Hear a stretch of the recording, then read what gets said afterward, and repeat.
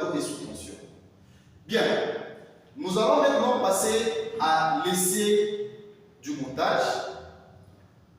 On commence d'abord par mettre le tableau sous tension. Là, le tableau est sous tension. Nous allons fermer maintenant notre sectionnaire porte-fusil. Nous fermons les sectionnaires porte-fusil. Et là, directement, vous voyez, mon VSD est prêt à piloter les moteurs. Comme je vous ai dit, ce sont des paramètres de mise en service rapide. Donc, nous allons commander les moteurs à partir du VSD seulement. Et ici, vous allez comprendre que le VSD a la possibilité même de faire deux sens de marche. Donc, premier sens et puis deuxième sens. Donc, nous allons commencer avec le premier sens. J'ai le bouton de démarrage. C'est ici où c'est écrit, c'est le bouton vert où c'est écrit 1. Et le bouton d'arrêt, c'est le bouton rouge où c'est écrit 0. Bien, je vais maintenant lancer en appuyant sur le bouton vert. Voilà. Là, le moteur démarre et vous constaterez que c'est un démarrage qui est doux. Parce que c'est un démarrage par VSD. Après, si je vais arrêter par le bouton rouge. Là, j'arrête le moteur. Donc, je peux démarrer le moteur tout comme l'arrêter à partir du VSD. Maintenant, nous allons maintenant passer à la variation de la vitesse. Donc, je vais démarrer et nous allons voir maintenant comment on doit varier la vitesse. Je vais démarrer. Bien.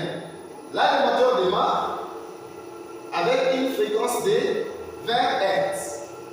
Maintenant, je vais réduire la fréquence et vous allez voir comment est-ce que la vitesse du moteur doit changer.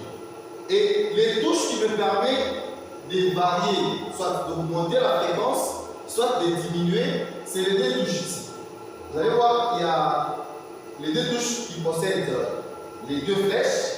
Il y a une flèche de A, donc monter, et j'ai une autre flèche de down, qui me permet de réduire la fréquence. Bien, là j'ai une fréquence de 20 Hz, je peux réduire la fréquence, et vous allez constater que plus j'ai réduit la fréquence, la vitesse du moteur est en train de diminuer. Et en même temps, la fréquence diminue ici, et la vitesse du moteur diminue. Vous voyez, là j'ai à une fréquence de 12 Hz, et si vous regardez la vitesse du moteur, le moteur tourne à une faible vitesse. Si je veux encore augmenter la vitesse, c'est en appuyant sur la touche A, ici. Donc là, je peux encore augmenter la fréquence. Observez très bien la vitesse du moteur. Observez très bien la vitesse du moteur. Vous voyez, là, la vitesse augmente. Donc, le VSD me permet de varier la vitesse d'un moteur asynchrone triphasique. Et là, on agit sur la vitesse du champ tournant, qui est le NS. Bien. Là, c'est le premier sens. Si vous regardez très bien, le moteur tourne dans le sens anti-horlogie. Maintenant, on va voir comment changer les sens de rotation. Je vais arrêter. Nous voyons très bien que c'est l'essence anti-horlogie, qui est l'essence trigonométrique, bien sûr. Maintenant, nous allons le faire tourner dans l'essence horlogie. Pour changer l'essence, nous changeons l'essence à partir de la touche ici. Juste la touche d'en bas. On a déjà mis deux flèches. On a déjà mis l'essence horlogie et l'essence anti-horlogie. Lorsque j'appuie ici, directement je viens de changer l'essence de rotation. Donc si j'appuie sur le bouton de démarrage, automatiquement le moteur doit démarrer dans l'essence horlogie. On va voir. Vous voyez, là le moteur tourne dans le sens horloger.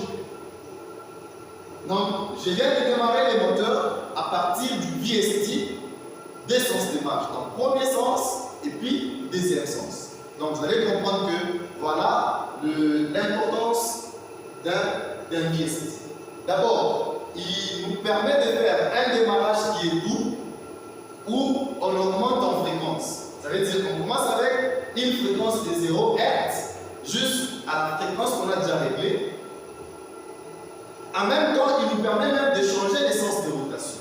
Donc, si je vais arrêter, j'arrête encore par là.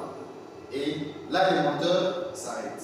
Mais il y a aussi moyen dans le paramétrage de demander ou d'introduire les types de freinage que nous voulons effectuer sur un VST. Ça, c'est ce que je vous ai dit. C'est dans les paramètres du SIM. Donc, là, il faudra maintenant introduire les types ou le mode de freinage, le mode de démarrage, ainsi de suite. Donc, voilà l'importance d'un VST.